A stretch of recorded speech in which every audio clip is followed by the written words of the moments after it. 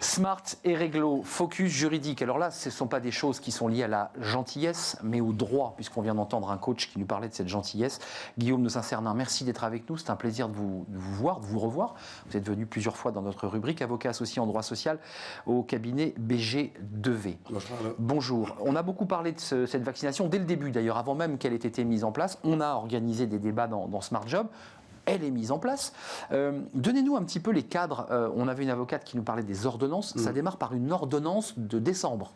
Absolument. Alors, ce qu'il faut savoir, c'est que la question n'est pas totalement nouvelle malgré tout, puisqu'on a déjà des questions de vaccination d'entreprise, soit recommandées ou pour la grippe, soit obligatoires dans certaines circonstances particulières ou des métiers particuliers.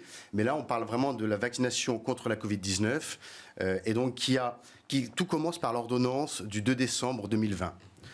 Dans cette ordonnance, il est prévu que les médecins du travail participent dorénavant à la stratégie vaccinale mise en œuvre par le gouvernement. Et ils peuvent participer à cette stratégie vaccinale.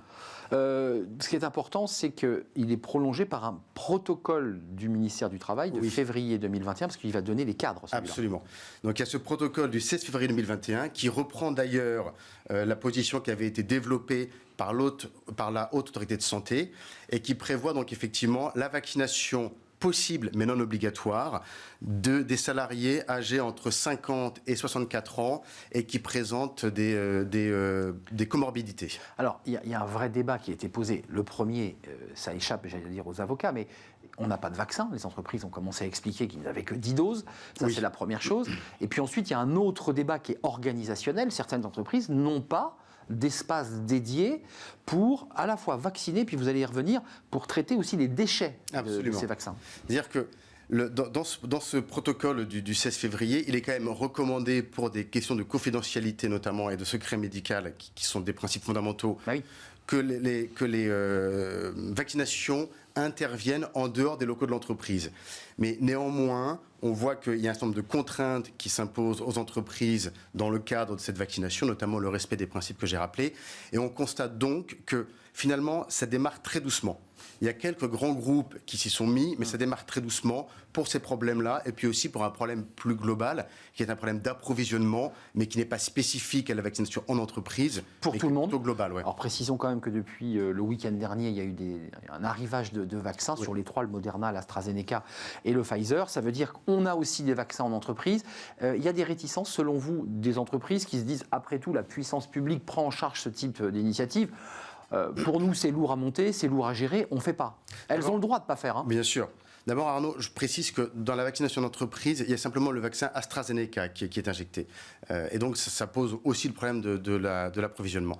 Mais oui, les entreprises sont incitées à le faire, mais il n'y a pas d'obligation de le faire. Il n'y a pas d'obligation de le faire. Un mot juridique, parce que ça, c'est un point de droit et de contentieux. Il va être difficile parce qu'un jour, nous sortirons de cette crise Covid. Certains ont déjà déposé des plaintes collectives contre des institutions, contre l'État, contre le ministre, contre le Premier ministre. Il est difficile de savoir si c'est mon entreprise qui m'a contaminé. J'ai eu le Covid, j'attaque mon entreprise parce que... Mais juridiquement, c'est indéfendable. C'est très compliqué et c'est probablement l'une des lacunes de ce protocole qui ne prévoit pas quelles sont les conséquences pour l'employeur. On sait que, c'est intéressant de noter qu'aujourd'hui, il y a un rapport de l'Institut Pasteur qui a été rendu, qui dit qu'un cas sur deux de la contamination à la Covid se révèle en entreprise. Donc il y a un cas sur deux des contaminés qui sont contaminés en entreprise. Donc ça pose la question de quelles sont les conséquences d'une contamination en entreprise, et on met ça en perspective avec la vaccination. Est-ce que l'employeur a intérêt à faire vacciner ses salariés dans le cadre de l'obligation de sécurité de résultats qui s'impose à lui, mais on met ça en parallèle des conséquences. Si jamais un salarié qui se fait vacciner développe une complication, est-ce qu'il peut faire reconnaître un accident du travail au titre de cette vaccination? On a des exemples de jurisprudence antérieure pour d'autres vaccinations plutôt obligatoires, celles-ci, qui ont entraîné des complications et pour lesquelles les juges ont reconnu la nature de l'accident du travail. Donc là, il y a un vrai enjeu, les conséquences pour l'employeur en cas d'accident. Oui, il y a deux sujets. Il y a le salarié qui se retournerait contre l'employeur et réclamerait un accident du travail. Ouais. Et puis aussi l'employeur qui se protège, parce qu'il y a aussi la volonté de ne pas un jour être accusé de ne pas avoir mis en place les mesures nécessaires pour la santé du salarié. C'est très complexe. Hein. On est vraiment pris entre ces deux notions de tout mettre en œuvre pour garantir la santé et la sécurité des salariés et quelles sont les conséquences des actions que je peux mettre en œuvre. Précisons quand même, on le redit, c'est les 50-64 ans atteints de comorbidité. La prochaine étape, les avocats surveillent de près cette question. À quel moment les salariés, tous les salariés, auront le droit au vaccin dans l'entreprise? Bien sûr. Ouais. Alors on n'en parle pas de ça. Hein. Non, on n'en parle pas pour l'instant, mais c'est d'ailleurs ce que dit le protocole sanitaire du 16 février 2021. Tout ça va évoluer. Ça va évoluer en même temps que la stratégie vaccinale du gouvernement va évoluer. C'est-à-dire en même temps qu'on atteindra d'autres tranches d'âge jusqu'à aller aux jeunes, parce qu'il y a un vrai débat sur les jeunes. Ceux qui sont en alternance, il y en a 500 000 consignés, il va falloir un jour ou l'autre les vacciner. J'ai le sentiment que ça va encore prendre un petit peu de temps, tout ça. Voilà, ça c'est les grands groupes. Les PME aujourd'hui ne se sentent pas concernées. En tout cas, elles le font pas parce que c'est quand même une contrainte organisationnelle vraiment importante. Et donc, oui, c'est plutôt les grands groupes qui s'y mettent. Tiens, d'ailleurs, avant de nous quitter, c'est une question de droit aussi, c'est intéressant. Je suis persuadé que c'est un débat de contentieux. Un salarié ne veut pas revenir. Il est en télétravail. Il ne veut pas revenir parce que l'employeur ne fournit pas, notamment, des possibilités de vaccination. Il a le droit ou il n'a pas le droit? Alors, non, il n'a pas le droit parce que la vaccination n'est pas obligatoire.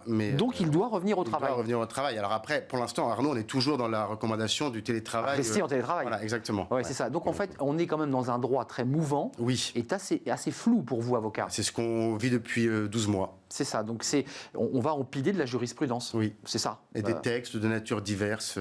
Sans compter les ordonnances qui transforment les règles de droit traditionnelles. Vous avez donc du travail. Guillaume de Saint-Cernin, merci, avocat spécialisé en droit social. Merci d'être venu nous rendre visite. Vous revenez quand vous le souhaitez, peut-être tous les mois pour voir où on en est, peut-être de ce vaccin en entreprise. Merci. Tout de suite, c'est la pause café. Ça concerne les avocats, j'en suis sûr, ça concerne les journalistes, ça concerne tous ceux qui travaillent dans le tertiaire, pas uniquement dans des usines bruyantes. Le bruit au travail, c'est épuisant. Les salariés réclament un peu plus de zen. Parfois, certains mettent des casques. On en parle tout de suite, c'est la pause café et c'est avec Fanny Griesmer.